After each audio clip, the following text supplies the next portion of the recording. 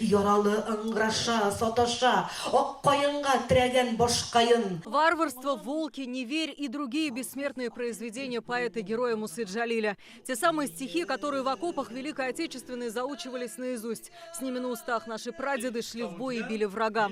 Они стали флагманом акции «Красная ромашка». К ней в Казани присоединяются по видеосвязи со всех регионов страны, а кто-то приехал с самого Сахалина. Здесь пишут письма бойцам спецоперации.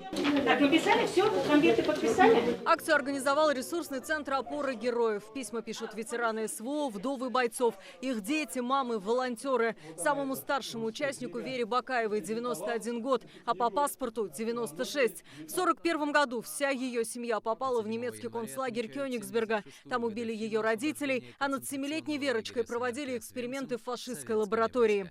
После освобождения девочки в документах добавили 5 лет, чтобы она могла работать в Казани на меховой фабрике. Сотни шапок-ушанок вышли из-под ее детских рук. Нас кормили один раз в день, давали вот такие вот кружечки воды, и мы выпили, и все. Через нас возили детей, у них брали кровь, и оттуда возили убитых, мертвых. Таких историй здесь много. Гульнара Ибрагимова – многодетная мама. Глава семьи ушел на СВО в феврале 22-го, героически погиб в мае 24-го. Сегодня они пишут письма всем, кто встал на защиту Донбасса. Самое главное, то, что мы не одни. Самое главное, что мы здесь собираемся, проводим различные мероприятия, спортивные мероприятия, духовно-нравственные мероприятия. Сегодняшнее мероприятие говорит о том, что никто не забыт.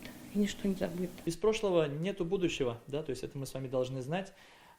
Для чего мы рассказываем о прошлом, чтобы этого не повторилось в будущем. Сегодня самому маленькому участнику 5 месяцев, как говорят, воспитывай, пока поперек лавки умещается. И вот если мы на сегодняшний день начнем это воспитание наших детей с самого малого возраста, то будущее у нас будет светлое и хорошее. Пишут и волонтеры. Многие не раз сами возили гумгруз на передовую. Закия Валитова приехала на историческую родину с острова Сахалин. Уже 4 года самолетами и баржами возят все необходимое для фронта. Знакомимся с другими волонтерскими организациями, меняемся, обмен опытом происходит. И раньше же мы не знали, понимаете, если бы сказали в 22 году, вот в феврале окопную свечу делаете и делаете маскировочную, мы даже понятия не имели. А сейчас хорошо, что есть вот мы вместе большая Россия. Сначала, естественно, мы рисуем то, что у нас по тематике, какая у нас тема идет нашего проекта.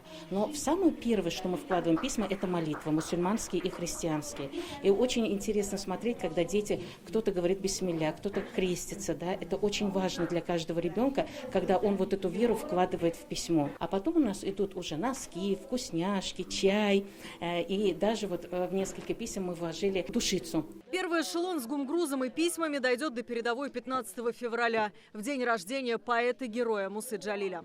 Алия Хайрудинова, Эльмира Имамиева, Адель Миндубаев, ТНВ, Казань.